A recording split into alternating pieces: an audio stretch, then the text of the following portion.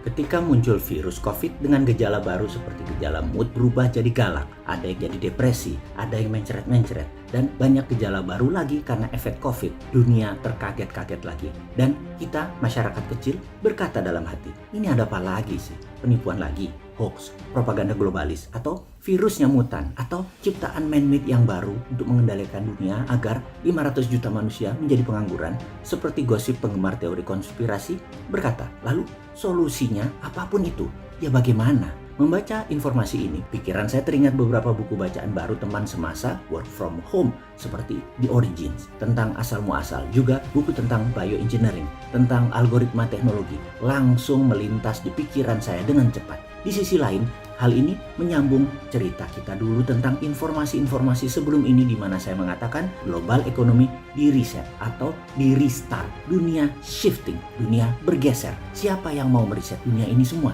Siapa yang diuntungkan oleh ini semua? Mau digeser kemana dunia ini oleh mereka? Maka mata saya tetap ke kelompok The Have, Bilderberg, dan orang-orang di belakang mereka. Kita semua tahu untuk mengendalikan dunia kita harus punya sesuatu yang didominasi.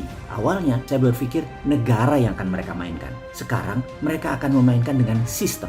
Dunia akan diubah, di-shift, diubah dengan algoritma, dengan bioteknologi, dengan rekayasa engineering teknologi semuanya, termasuk kertas, saham, surat berharga, dan mineral precious metal. Kata-kata Trump yang mengatakan kami tidak punya emas baru-baru ini yang dikutip Ford membuat saya berpikir hal yang baru. Apa hubungannya dan apa yang akan terjadi? Oke, kita mundur sedikit ke zaman sebelum Keynesian, sebelum tahun 1900-an. Uang atau money itu hanya pelumas transaksi. Money just greasing the transaction.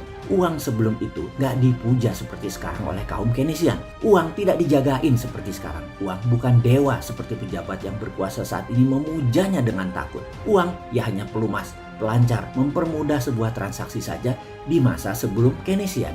Uang di zaman Keynesian seperti otak para pejabat sekarang adalah bukan hanya pelumas transaksi, tetapi menjadi komoditas, menjadi papers, menjadi jaminan, menjadi surat hutang, akhirnya menjadi benda yang harus dikontrol keberadaannya dengan bank sentral. Ada nilai naik turun inflasi, dipuja, ditakuti, dikasih syarat persis seperti sesajen, dan lain sebagainya. Uang mendadak ada rumus fisikanya, uang mendadak menjadi ada rumus matematikanya. Uang bukan lagi pendukung sektor real, uang bukan pendukung sektor produksi, uang bukan kebutuhan pasar, namun uang saat ini bisa nggak ada urusan dengan sektor real. Mau angin kek, mau perang kek, mau penyakit kek, apa saja uang adalah solusinya. Kita sebagai penganut New Economic Model yang gencar dipromosikan sejak tahun 2009, kita adalah kaum yang percaya MMT. Maka kita ini disebut ekonom post-Keynesian atau ekonom setelah Keynesian. Di sisi ekonom post-Keynesian akan memurnikan kembali uang sebagai greasing the transaction plus underlying project. Ini penting dipahami. Kita ini ekonominya post-Keynesian. Kita ini mazhabnya Hudsonian. Bahkan mungkin untuk Indonesia kita punya mazhab baru yaitu Neo-Hudsonian. Masih disesuaikan lagi Hudsoniannya. Ada berita buruk. Ada kelompok yang tidak ingin pemahaman MMT mengambil alih dunia.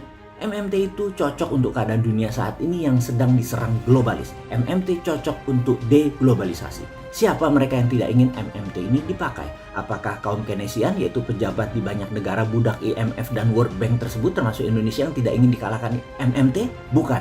Mereka adalah kelompok digitalpreneur Bilderberg yang tidak ingin MMT dipakai di negara nasionalis patriotis. IMF dan World Bank itu toolsnya globalis untuk mematikan MMT. Globalis anti-underlying. Mereka akan menggeser dunia menjadi menggunakan algoritma. Globalis yang punya digital currency sebentar lagi diluncurkan. Maksudnya begini, Bitcoin kita ambil sebagai ilustrasi. Bitcoin ini nggak ada jaminan apapun kecuali matrik algoritma. Lalu diterbitkan terbatas kira-kira 21 juta Satoshi. Ini kemudian jadi otomatis bergerak berdasarkan demand dan supply.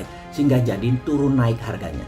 Jadi ada nilai, jadi ada pertukaran. Ketika Libra, Facebook terbit pakai underlying algoritma pasar, dunia tersentak.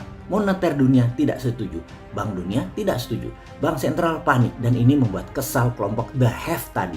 Inilah mengapa sejak 2018 mereka getem-getem ingin bergerak dan merekayasa tatanan dunia baru tanpa negara, namun mereka belum bisa bergerak. Mereka shadow, mereka akan mengontrol digital dunia ini. Bilderberg itu mengkonsolidate IG, FB, Google, YouTube, TikTok, Twitter, Amazon, Alibaba, dan panjang lagi list teknologi yang tidak akan selesai 20 lembar tulisan mungkin. Makanya, seperti dalam informasi sebelum-sebelum ini, untuk globalis merubah sistem harus mendekopling masa lalu dan masa ini. Seperti dunia sebelum Perang Dunia Pertama dengan sistem kolonialismenya. Setelah dunia berubah total, lalu antara setelah Perang Dunia Pertama sampai Perang Dunia Kedua, dunia menjadi beda setelah Perang Dunia Kedua. Seperti yang kita alami saat ini.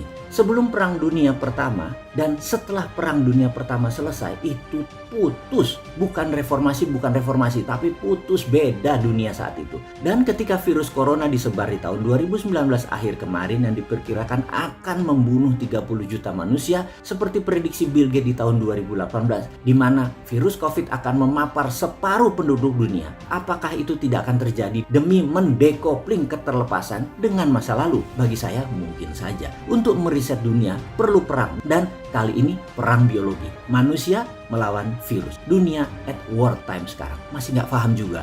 Masih perlu IMF. Masih cari utangan, masih mikirin ekonomi. Ini survival mode. Kalau Anda pejabat sekarang, pikirkan survival of the nation. Virus merubah dunia. Bioengineering teknologi merubah dunia. Dunia ke depan mata uangnya tidak perlu precious metal lagi, tapi mereka akan memakai algoritma. Dunia ke depan dikendalikan pemegang teknologi berbasis algoritma konsolidasi dan bioengineering. Inilah tatanan dunia baru. Negara menjadi less important. Negara menjadi tidak terlalu penting lagi. Tetapi bagi para nasionalis patriotis, manusia tersebut menganggap negara tetap penting. Jadi bagaimana Pak Pejabat? Kapan jadi nasionalis patriotis? Apa masih mikir bisnis bohir Anda, atau Anda berbisnis memanfaatkan bencana sehingga bisnis Anda tetap jalan walaupun kebijakan tersebut membuat UKM dan pariwisata mati? Nggak peduli ya?